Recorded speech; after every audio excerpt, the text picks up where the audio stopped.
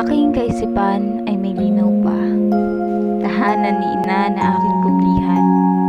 Sa pagkadapa man o sa kalungkutan, doon luha ko'y kusang humuhupa.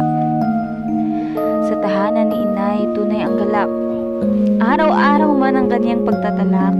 Sa pagkain man sa hapag, kami man ay salat. Ayos lang, sapagkat doon ako'y sapat. Puso'y payapa sa tahanan ni ina, aking mga halakhak walang pagpapanggap. Sa aking kinagisnan ay malayo na, dating ako'y hindi na nga mahagilap. Ako ay ako sa tahanan ni ina, isipay kalmado, payapa at malaya. Bawat pagsubok, masayang kinakaya, mapagod man aking pahingay si ina.